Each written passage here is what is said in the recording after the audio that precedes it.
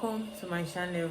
Today we'll be tackling a common problem many bakers face when working with fondant, which is high humidity. I'll be sharing my secret recipe for high humidity fondant that will help you achieve a perfect smooth finishing even on the most humid days. We have all been there. You're working on a beautiful cake and all of a sudden your fondant starts melting or becomes too soft. Trust me, it's frustrating and can ruin your whole project. But don't worry, I've got you covered. In this tutorial, I'll be sharing my high humidity fondant recipe that is specifically designed to combat the effects of high humidity. This recipe is easy to make and will give you a fondant that is perfect for decorating beautiful cakes even in the most humid environments. In this tutorial, we'll be covering all ingredients and step-by-step instruction for making high humidity fondant. We'll also discuss the tips and tricks for working with a fondant in a high humidity environment. So let's get started. If you're ready to learn how to make high humidity fondant, then keep watching. Here are the ingredients we'll be needing for our high humidity fondant. So these are the ingredients. The first on our list is our icing sugar. So for today's tutorial, I'll be using 1 kg of icing sugar. So the next we have is our gelatin. So this is our gelatin. We'll be using this as well. We'll be adding our CMC. So this is part of what we'll be using. These are the ingredients we'll be using. So we'll be using CMC2. We're using glucose. So this is a bigger rubber. If you don't have money for this, you can get the smaller one. So on our list is egg. We'll be using egg. We're not using the whole egg, we're using just the egg whites. Then lastly, we have water. So I'll be giving you the procedure of everything, like procedure of what to do and how to do it, because while I'm doing the video, you might not hear me say anything, just see me working on it. So for the procedure, we'll be using 1 kg of icing sugar. This is 1 kg, just 1 pack. When you're trying to buy from any store around you, make sure you tell them you want 1 kg of icing sugar. So we'll be using 1 kg. You sieve your 1 kg of icing sugar in a clean bowl. Then add your CMC. Your CMC, you're adding 1 teaspoon of CMC. So you add your CMC into your sieved icing sugar and set aside. In another bowl, I'm using this for illustration, but this is not what I use. I'm either going to use a stainless bowl or a rubber bowl. So in another bowl, you add your water.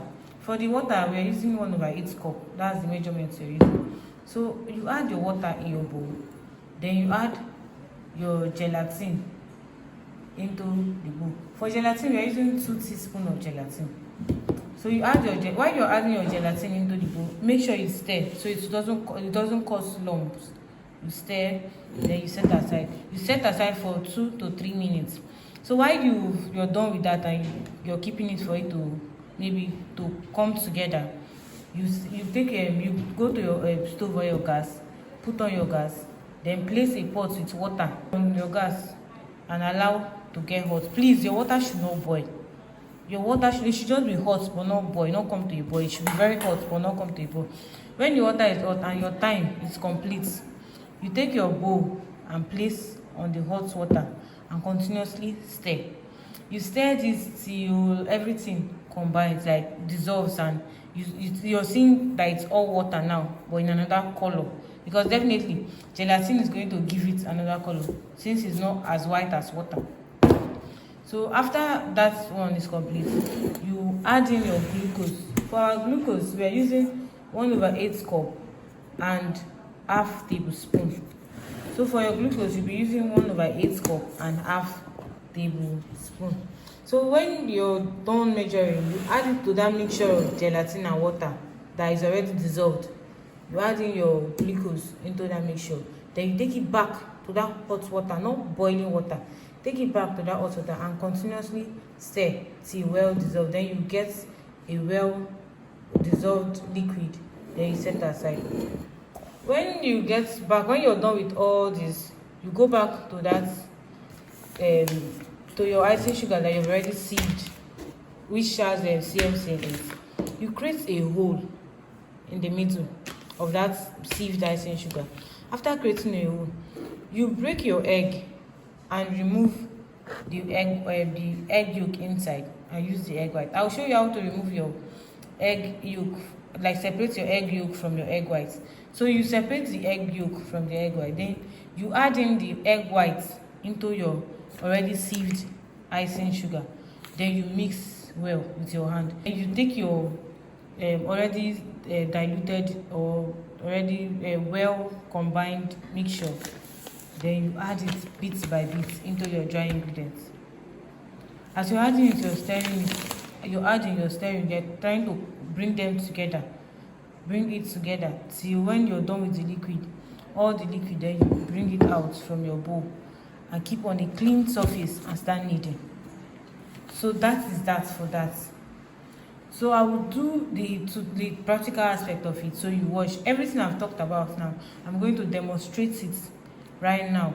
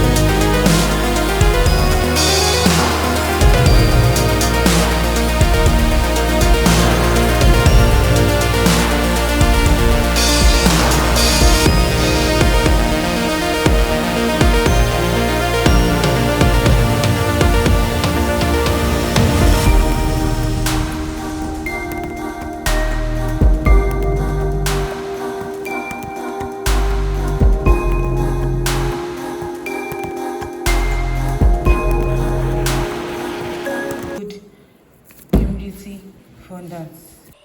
Here are some valuable tips and tricks for working with fondants in a high humidity environment. 1. Air conditioning. Work in an air conditioned room to maintain consistent temperature and humidity level. If you don't have an air condition in maybe your workplace, you can open your doors and windows for air to come in. Secondly, work in small sections. When making your fondant, divide your fondant into small sections and knead or mix, so it doesn't become too soft for you when working on your cakes. Thirdly, we have adjust your recipe. As a baker, learn to understand the weather condition in your workplace. So always be prepared to adjust your recipe based on the level of humidity in your workspace. Fourthly, we have keep your fondant away from direct sunlight. Direct sunlight can cause your fondant to melt or become too soft for you to handle or work with. Lastly, practice makes perfect. See, don't be discouraged if your fondant doesn't turn out well as a baker, but instead practice and experiment, because if you keep practicing, you tend to understand what to do to get a better fondant in a particular environment.